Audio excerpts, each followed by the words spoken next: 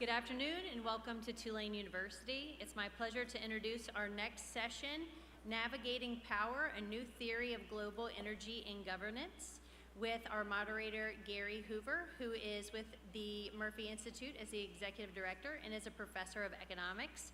If time allows, at the end of the session, we will take questions. So you'll see a QR code on the monitors around the room. Feel free to scan that QR code and let us know what your questions are. And we will ask if time remains at the end. Please silence your cell phones, enjoy the conversation, and join me in giving a warm welcome to Gary and Frederick.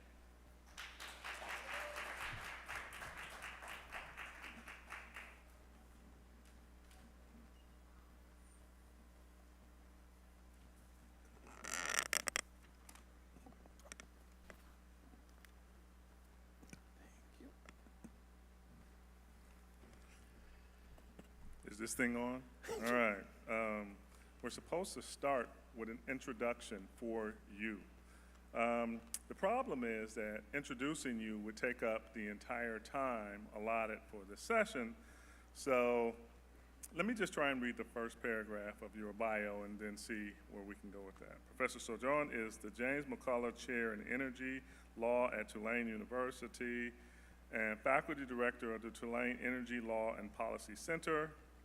He has written across a broad range of energy value chains, oil and gas, gas-fired power, nuclear energy, renewable energy, as well as hard rock mining, project structuring, and transnational sales. In addition, his background in U.S. energy law, he has authored over 100 publications and spoken and keynoted national and international conferences.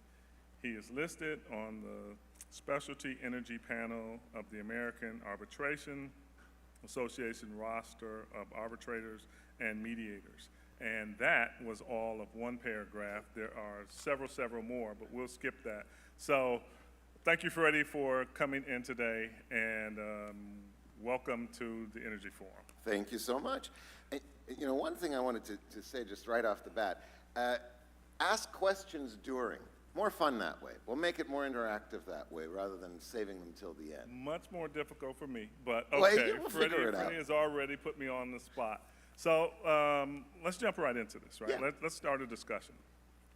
Here's where I stand as a person who works at and in the intersection of political economy. When I'm thinking about political economy, I'm thinking about the interactions between policy and markets. And so over here is a policymaker, and that policymaker is turning a lever. That policy could be energy policy, but it could also be education policy, or it could be housing policy. You've got some policymaker turning a lever, and as a result, we're seeing actions that are happening in markets. What markets? Currency markets, labor markets, housing markets, stocks and bond markets. And then, as a result of those actions that happen in those markets, policymakers then will change policy as a result of when they see this interaction and this dance taking place. Somewhere in all of that, energy policy has to be critically involved. Let's start there.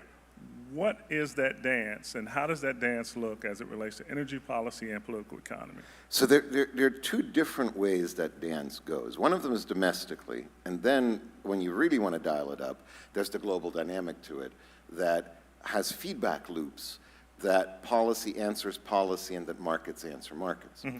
So if you look at it from a political economy perspective on the just domestic level, you have the need for the regulator and the marketplace to work together in order to launch a technology. So whether it's Edison's Pearl Street Station, that needed the regulator to do such bizarre things as allowing people to dig up the streets in Manhattan so that they could put the line down so that they could put the electricity out. So from the very early starts of electrification in America and around the world, you needed a regulator and a marketplace to function together.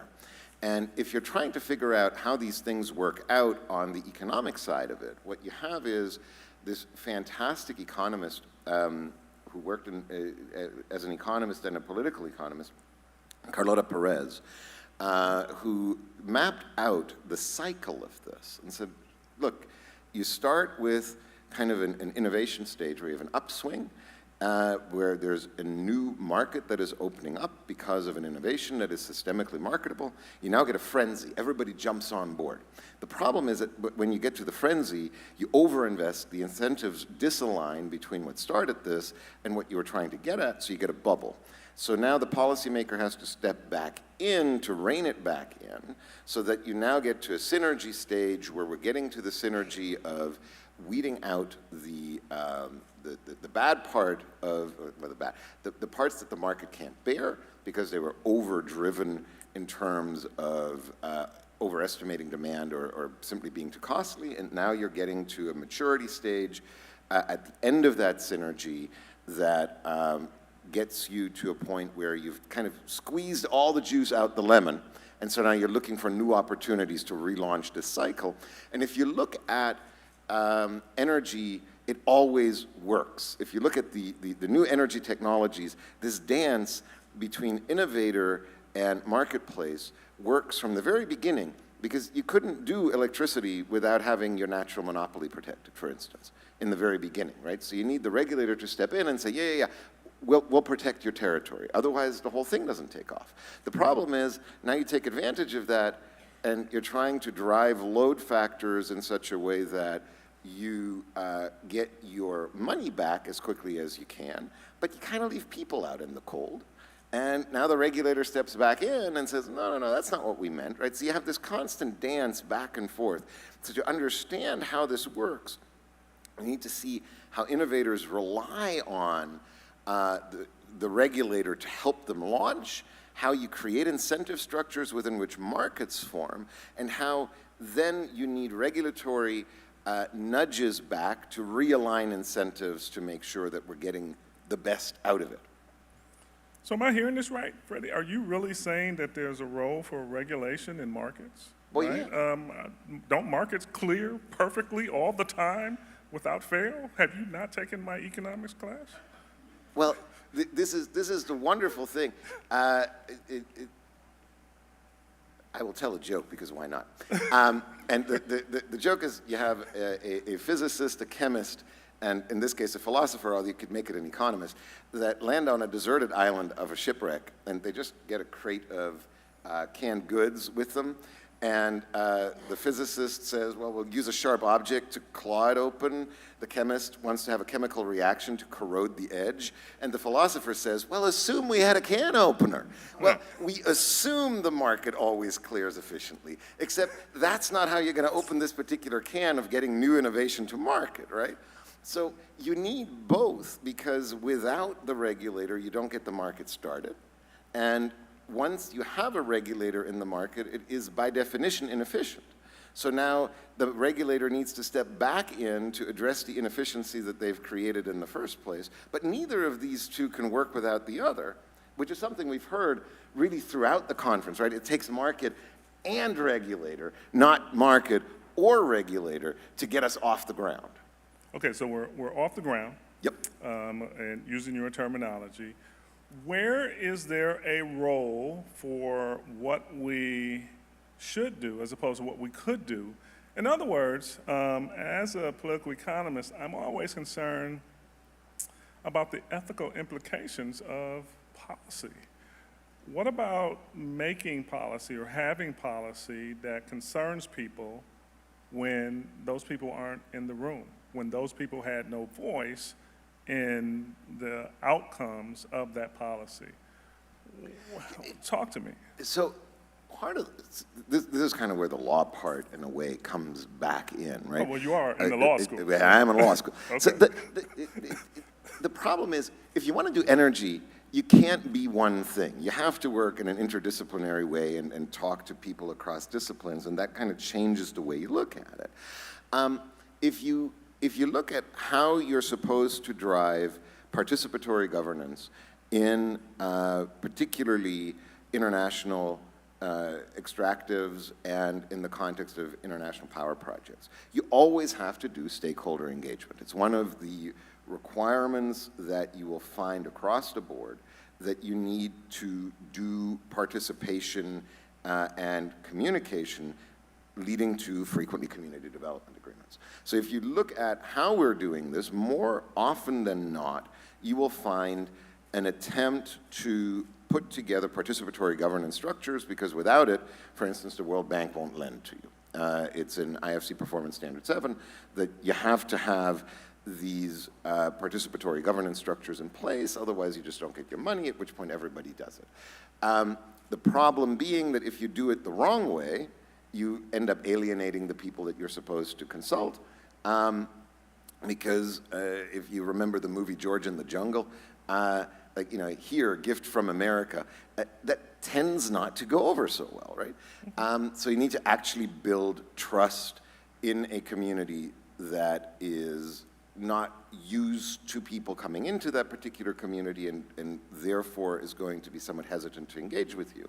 This becomes even more complicated in the international context when you're dealing with local communities that are at odds with the central government. And yet, energy companies are actually pretty good at figuring out how to run these processes after fits and starts. So you need participatory governance in order to bring everybody on the same onto the same point. Now, the reason for that is that ultimately the energy system is at minimum a public good, if not a common good. It's a public good in that an energy system functioning is something that is non-rivalrous and non-excludable. If you live somewhere where there is a functioning energy system, you get the benefit of it. Yes, you have to pay your rates, but the end of the day, the system working is something that is here for all of us.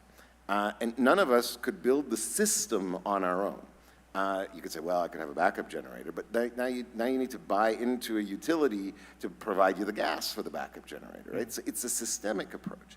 So if you want to provide a public good, end of the day, you need to have public participation processes to lead you to the structuring of how we want this public good to function for us.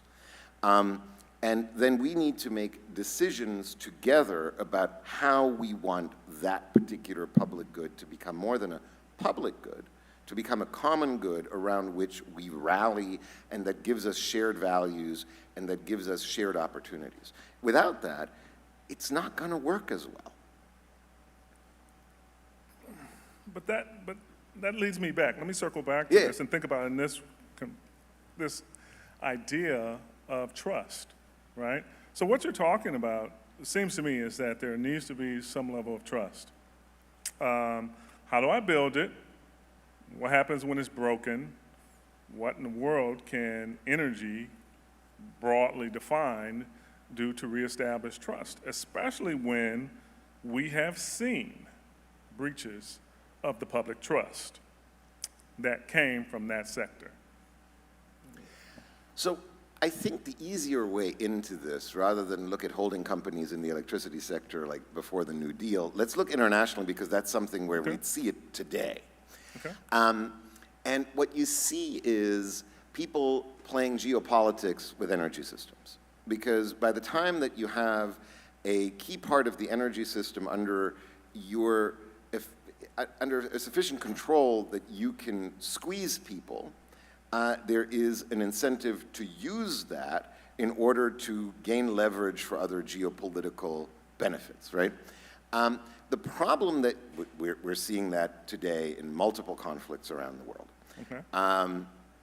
The problem becomes that when you do that, it becomes an own goal long-term for the party that does it. So to give you one example of that, Russia-Ukraine was very much a conflict that was premised upon Russia's idea of being able to use the gas lever against the European Union in particular to shut Europe out of gas in such a way that they would have to acquiesce to Russian demands. So they've made their play. The play did not work. If you now look at most forecasts about what is going to happen to Russian gas prices, Russia is going to lose a tremendous amount of value having to sell to basically the only buyer they can get, China, which means that China is going to be able to get significantly below previous market rates in order to get the gas, because whom else is Russia going to sell to? So if you look at the trust environment, you may defect, but when you defect, you hurt the system as much as you hurt yourself. So to the extent that you're looking at this from a perspective of the geopolitics of it, you see that in the end, defection is not helpful for any one party. So how do you fix this? Geopolitically, there is a very good way of looking at this really much more from a realpolitik perspective of saying, well, if we all were to react to each other as things are going on, then we are able to rebuild trust in the transactional sense. I know that if I do this, you do that. So now we get to... Assuming this is a repeated game. Yes, Okay. which geopolitics is. Okay. Now, we can read the room wrong. One of the biggest mistakes in this regard is German energy policy, which came from a very good starting point. So when I say this, I don't mean to poo-poo the Germans. What I mean to say is they had a repeat experience that they misapplied to the conflict in question. So they had Ostpolitik that brought Germany closer together with the Soviet Union at a time that the United States wasn't exactly pleased about that particular endeavor, that basically said through trade we can de-escalate tensions. And it was energy trade that de-escalated the tensions. So by the time that you roll this forward to the current energy system, what you end up getting is an assumption that to the extent that you deal with the Russian Federation, you can run the same playbook that you did with the Soviet Union, except that that was precisely the problem, that the Soviet Union was no longer, and that the Russian Federation, at least its leadership, would have liked to revise some of that, given that the energy infrastructure that they were building on was still broken apart across territories. So now you had an assumption that didn't work, so you had an error in judgment in how to play the geopolitics and where we are today. So assuming you're a repeat player that also is capable of understanding what changes in a repeat game, you can play this repeat game in a manner that is actually trust building, because you know that what I'm going to do is going to lead you to do something else, to reply. The reply should be the deconcentration of value chains. Because if I want to concentrate value chains in order to gain leverage over you, you should have the incentive structure to uneconomically decentralize value chains in order to give yourself alternatives, which means that now we are changing the way the value chains operate because regulators step in order to achieve a public good, namely energy security, in a manner that then distributes the cost across, that actually benefits the system as a whole, because the system as a whole is better deconcentrated because no one player can actually exercise control over it. But this works only to the extent that markets and politics, foreign policy and energy policy all talk to each other. When we don't talk to each other, silo each other, and assume that everything stays constant, we end up in tremendous messes. And these messes are precisely the foreign policy problems and the energy problems that we're facing today in a low-trust environment with comparatively fewer tools that are available to us to address them. Well, you know, I think we talked a little bit about economics and geopolitics, so let's see what you can do with history, right? I'll just put you to the test. Okay, so let's go back 100 years, maybe even more. Here we are today. What could we have done, or what would you, Freddie, tell 130 years ago as we're building out this energy infrastructure and our politics, right? Yeah. What do we do different then that de-escalates the situation today? So there's sort of two parts to that. Okay. The first is the sustainability of the energy system as a whole, right? I think part of what you need to look at when you build out the energy system as a whole is to understand that innovation is always going to change the energy system as a whole. So if you're looking at what is your appropriate discount rate in order to look at future harm, you would discount in a manner that takes into account that innovation changes the game. So you are typically going to say that that's tomorrow me's problem. And by and large, that is a level of brinksmanship that has worked out reasonably well because it has driven innovation in a manner that has enabled us to give energy access to an increasing number of people through applying as much of a market mechanism as we could and driving development as much as we could. So one thing I would say is lean into innovation and trust that innovators tomorrow are going to be able to take what you're doing and what you have built so far to the next level.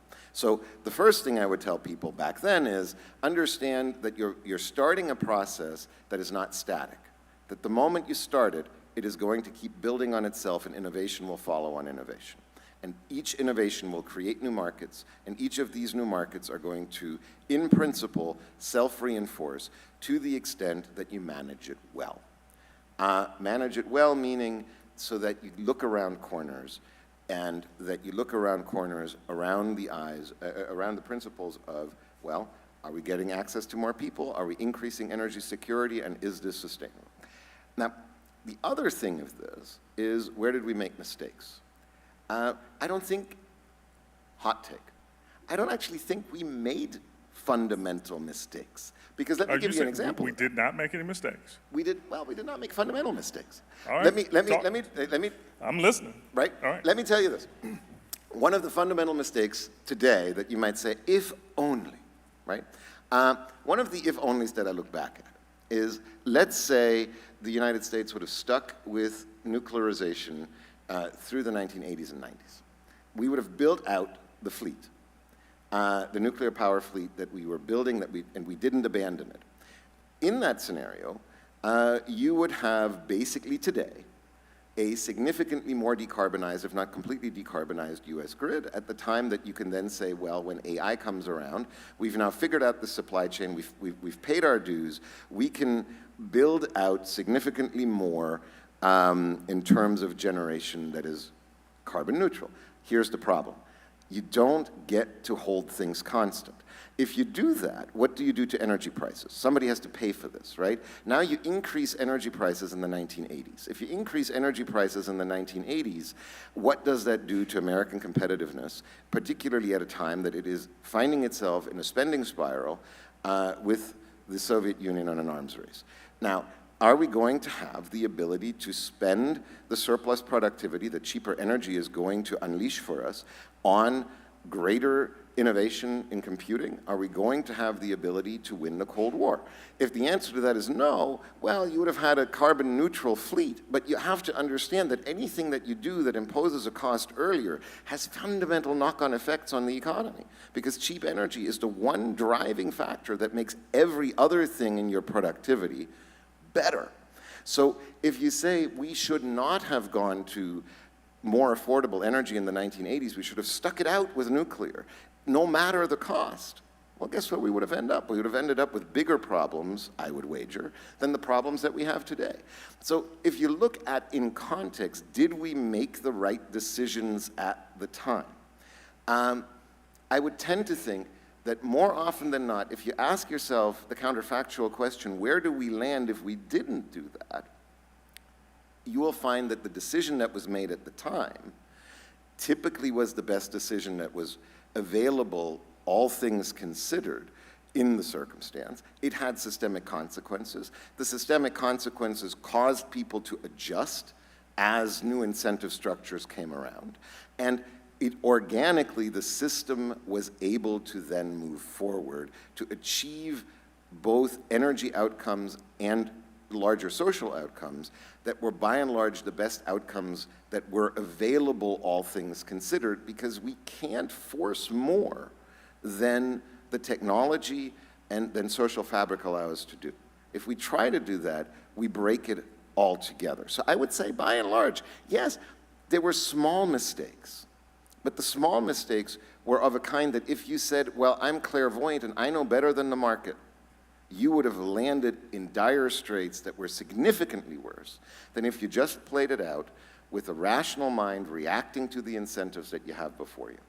And so I would say, by and large, we've done rather well. Look at where we are. Look at where we were 100 years ago in terms of energy access, and look at where we are now. That's actually a success story. And yes, small mistakes were made along the way, but if you ask me, well, what were the consequences of doing it differently? You know, you play Back to the Future. Well, you know, you see what happens when you mess with the past. Things change, and all of a sudden you get different outcomes. Okay, well, 100 years ago, they didn't have the Future Energy Forum, right? The future of energy, because I'm not quite sure that they were looking ahead to the future. You still haven't, I'm still looking for a better answer on, okay, so back then, we are here now because we do seem to be standing on some type of energy precipice. Sure. And are you saying that where we are now is not a direct consequence of what happened in the past? So clearly something, if there were just minor mistakes, why are we having this forum now? So energy is dynamic. Energy is always at the very edge of human innovation.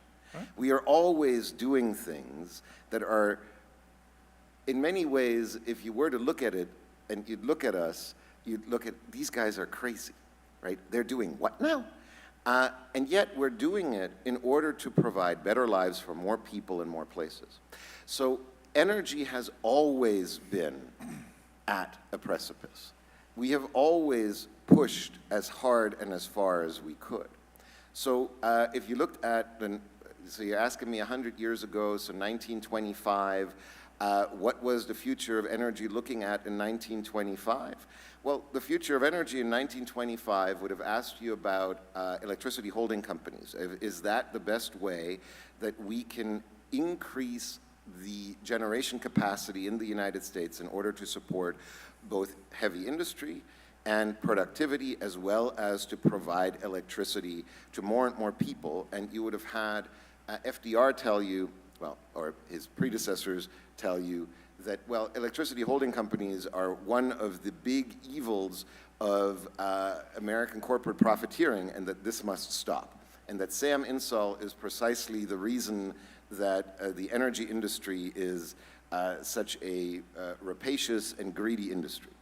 And therefore, you would have heard that the future of energy lies in greater regulation of the energy industry, to prohibit holding companies, and to lead to greater rural electrification in order to bring more electricity to more people. And about, well, 10 years later, 10, 15 years later, you'd have had LBJ come in to electrify Texas Hill Country under the New Deal, right? So that would have been the future of energy at the time. Part of that, though, was only possible precisely because the Sam Insulls of the world were able to build an energy system that was premised upon a generation level and of turbines that were unheard of before. They were able to scale up the energy industry. You might call him one of the first energy hyperscalers, I don't know. But he was able to scale energy to a point that the policymakers behind him were actually capable of delivering the result that they were saying was necessary to bring electricity to everybody. So yes, there would have been policy debates. Yes, it was always contentious. And in the end, electricity holding companies is something that we put in the rearview mirror. Had we not put that in the rearview mirror, we would have a national grid today. And yet, we have now a broken up grid that is in many ways more democratic than what it could have been. So to the extent you look 100 years ago, and you look at what is it that we did, and was what we did at any point in this the kind of mistake where you would say, I wish we wouldn't have done that. Well, there are deep, deep consequences that you have to pay, right? Because innovators are going to look for markets. They're going to look to increase the ability of the system to deliver more.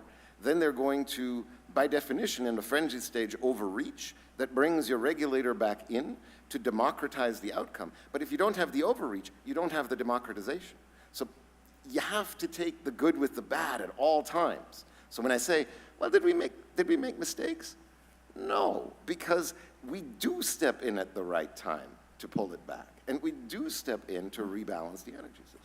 Is it time now to, I mean, look, some would argue that we're having a climate crisis right now as a result of some of these actions. Is this the time for stepping in now? So in other words, Freddie, here's the question I'm asking you. All right, you are here now. Yeah. Talk to the people 100 years from now. Since you weren't here 100 years ago, I'm assuming you, young guy, right? You weren't here 100 years ago. Talk to the people 100 years from now. What should we be telling our 100 years from now selves? Because there does seem to be. First of all, I love your optimism. To the extent that you want to ask that question cataclysmically, are there going to be people 100 years from now? I've made this point pessimistically to my students when I co-taught climate change and the law, and I told them that if they believe that climate change is going to be, that catastrophic climate change is something that they're going to see in their lifetime, they're really, really naive optimists, given that the chances for nuclear annihilation are, at a point not seen before, right? We're always living on the edge. Men in Black would tell you there is a catastrophe every day, right? Okay. So that is one premise where I'd say, great, we're here 100 years from now.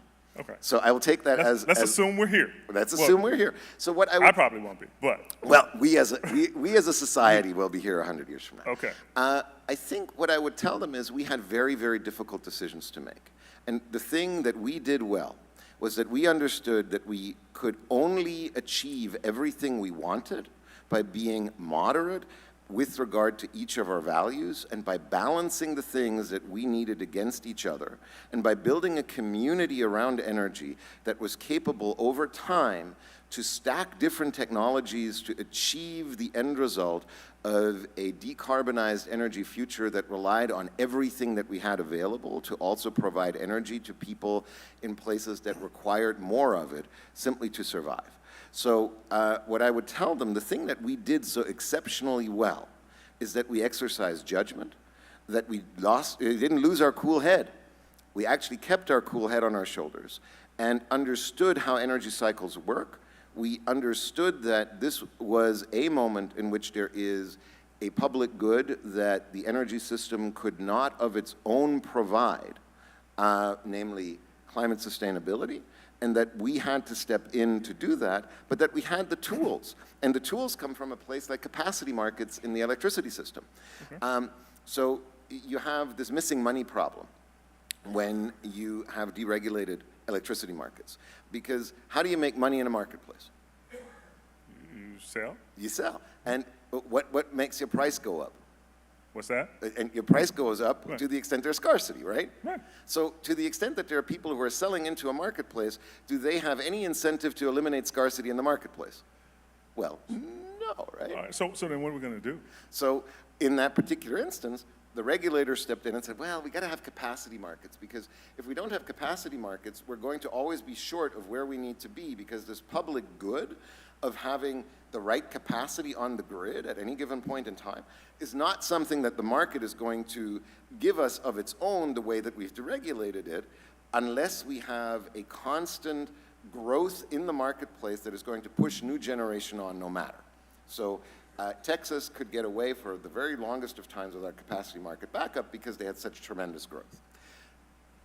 Side note, I actually still don't think they need a capacity market, but that's a different story.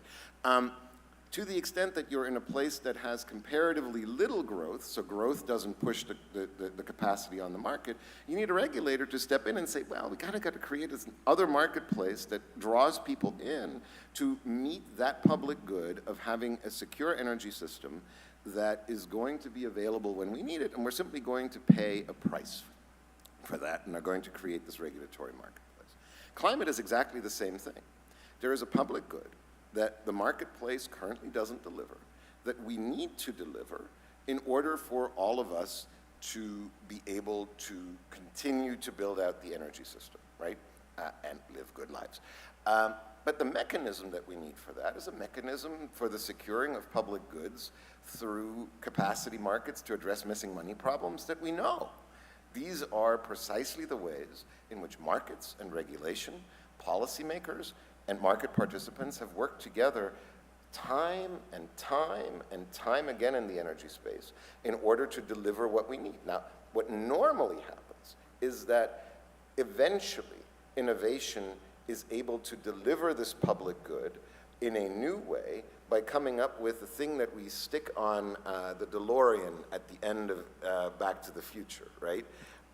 Where it turns out that there is a cheaper way to produce energy that also happens to be carbon neutral, right? So in 150 years, somebody is going to figure that out, at which point the whole cycle runs again.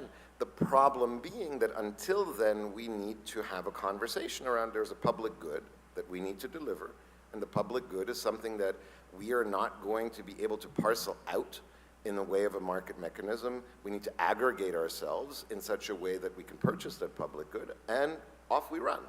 So fundamentally, I think when you look at where we are 100 years from now, we're going to have learned the lesson of, oh, we have these toolkits that lawyers have put together and economists have put together, policymakers and market participants have put together, that will allow us to decarbonize at the same time as increasing energy access.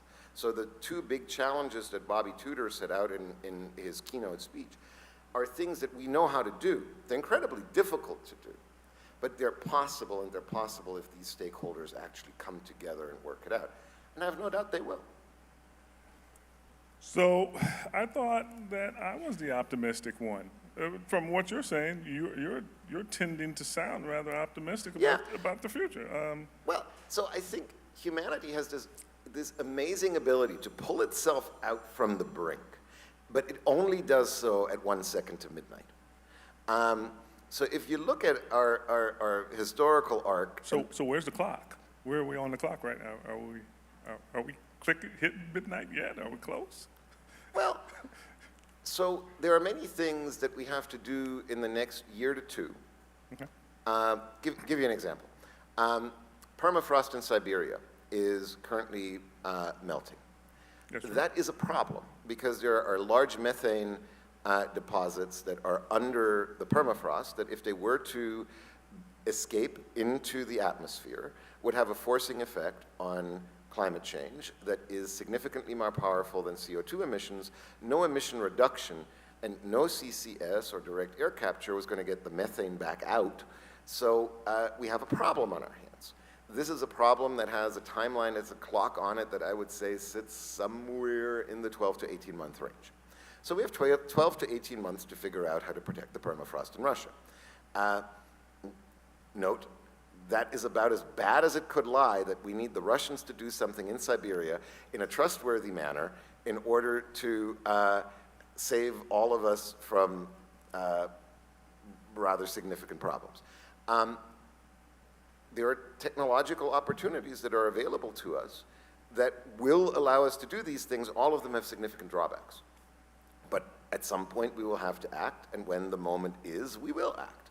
And we will then figure out how to assign the benefits and burdens from that action as we step through. So if you're asking me what's the timeline for preventing catastrophe, I mean, we have to start acting now. But you know what the good news is? We are acting now. Okay. And we have acted for, certainly the last decade. And I would say we have acted, and we have technology force since at least the 1990s to put us in as good a position as we could possibly be to resolve these problems. So yes, things are urgent. That's how the energy system is. The moment we figure out one thing, the next thing pops up. Some of them are more existential for people outside of energy, climate being one of them. But the ones that seem a little bit less urgent, than, like more nerdy about, well, do we liberalize gas markets in the US or not, are things that still have all these ripple effects that affect all of our lives. And so, end of the day, I would give you yes, it's urgent. It always is. Energy is exciting and exhilarating and stressful because you always stand on the very edge of human ability. And you're always looking and grasping for where's the next innovation going to come from to solve my critical problem, and how am I going to get there? How am I going to grasp that? And yet, human innovation, fundamentally, is always able to rise to that challenge. And our technology today, as you listen to what is going on around the forum, is putting us precisely in that place that right when we need it, we're able to answer. Not necessarily before, but really right when we need it is when we can answer. You know why? Because before that, there's no market for it. So you need to have a demand in order to have somebody go like, well, you know, I have this gizmo that I could dust off and figure out whether I can commercialize it. Why would you commercialize something that has no market? So that's why it always happens at a minute to midnight, because before a minute to midnight, who'd buy it? Okay. I've been asking questions, and I know that there might be some questions from folks out and about. I see a thumb up, so here comes one. Excellent. We do have a few questions. All right, the first one. In what scenarios do global arbitration parties opt for the American Arbitration Association over the International Chamber of Commerce? And how do considerations like jurisdictional familiarity, procedural flexibility, or cost structures influence that choice? I love my friends in the audience. They're just brilliant. The answer to that is that to the extent you want to stabilize energy systems, you want to look for the very best arbitrators that you can get. And you want to have the most flexible tools available to you to do that. On the bright side, all of these arbitration institutions work very closely, well, not together so much as in competition to each other. And when you compete with each other at the innovation frontier to solve problems you all share, you end up actually solving them better. So pick both of them as your dispute demands and is best for, and don't worry too much about the rest. They're going to figure it out between themselves. All right, we have another one. How are tariffs going to help or advance global energy governance? I want to hear this one. So, look, you have a fundamental problem in the energy system. And the fundamental problem in the energy system you have today is that various value chains are significantly too concentrated. This goes for value chains that the US has a big stake in, but it goes really more for value chains that it does not have a big stake in at this particular point in time. So to the extent that tariffs are a means to deconcentrate value chains, and they, if appropriately used, are, then building trade barriers in order to increase the competitiveness of domestic industries to deconcentrate value chains is a fundamentally good thing for the energy system and is something we should do at strategic times. The problem being, you need to deploy them in a way that actually has a shot at deconcentrating value chains. If you just deploy them willy-nilly, it turns out they're just harmful. So the proof is going to be in the pudding whether or not a tariff decision is going to actually be helpful in deconcentrating value chains in a particular instance. I would say that the far more appropriate lever, if you look at recent history, to at least pair with tariffs, is to provide support mechanisms for the technology that you wish to promote. Because the support mechanism is going to be far more targeted at actually building out the value chain you wish to build out. So if you have an approach where you say, well, I need to do both, I need to support my industry at the same time as keeping out competition for the time being that my deconcentrated part of the value chain needs to mature, you need to deploy both.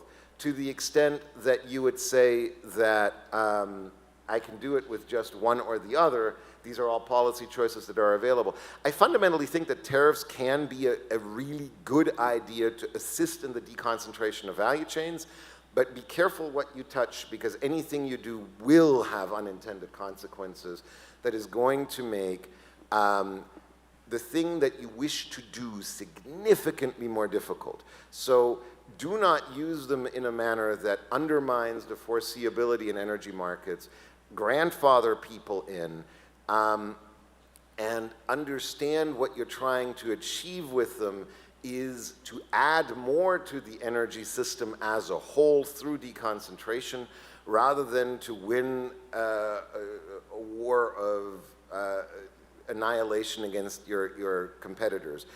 The one you're going to annihilate in that context is yourself, because we're all in the energy system together and need each other fundamentally. So use them prudently, but do use them.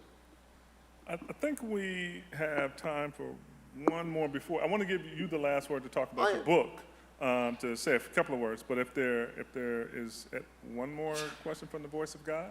Yeah, we have a few more. All right. Are first world energy delivery policies and practices impeding second and third world energy growth and independence?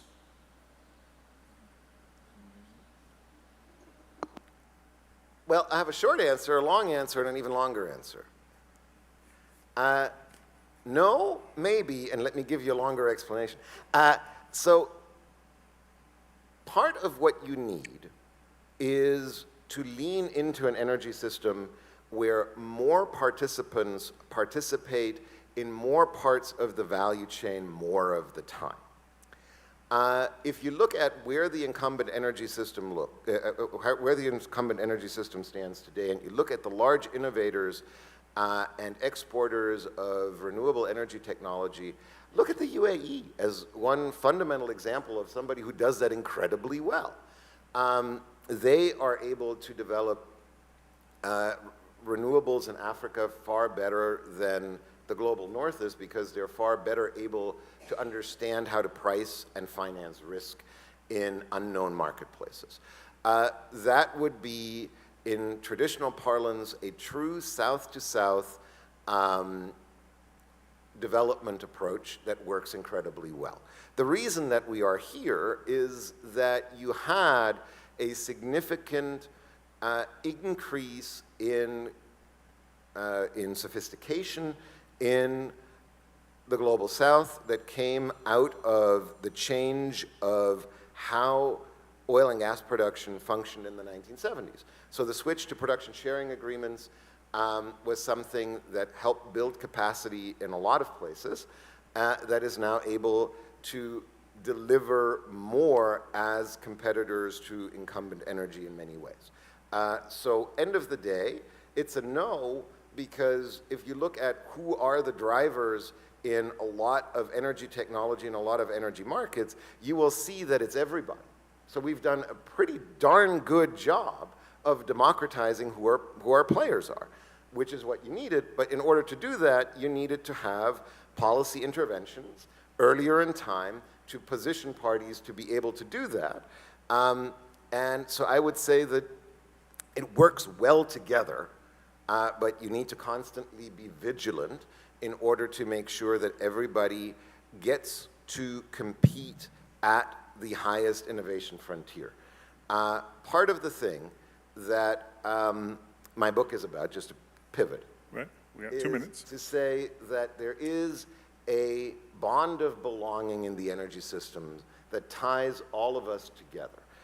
That might sound a little strange, but if you think about it, innovation happens because you have innovators work against and with each other to push each other and to push the innovation frontier. The more innovators that you have, the better the outcome, which means that the more people we draw into this competition, the stronger our energy system becomes.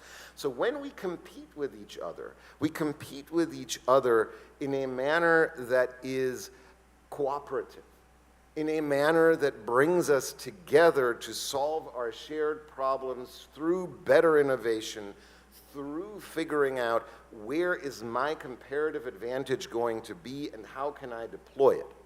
So to the extent you want to look at all the realpolitik, all of the competition, all of the how is it that I'm going to be able to commercialize mine and make money with it and improve my standing of my state in the global energy community, you can only do that if you understand that we, in the end, all hang together, and that our ability to innovate and compete to solve the fundamental problems that the energy system throws up every year, every decade, is if we cooperate together because we understand that we are all citizens in a shared energy system. So that's something that I hope the book will make clear to you. I have some flyers out there with a discount code to the extent you want to grab one. So it's a discount for the book. There's a discount for the book up there. Right, so. But, you know, so my publisher made me say that part. But fundamentally, it's about driving this conversation forward. That's what it's about. And the conversation is, innovation will save us every time.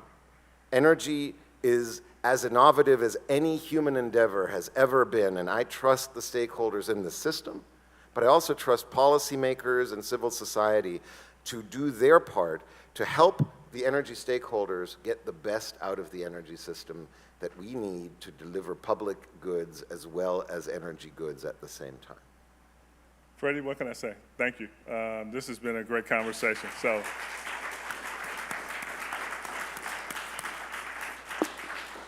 free discounts up front. There they are. Thank you for joining us for this session. Our next session in this space will take place at 4 p.m., the Power and Energy Storage on the Edge.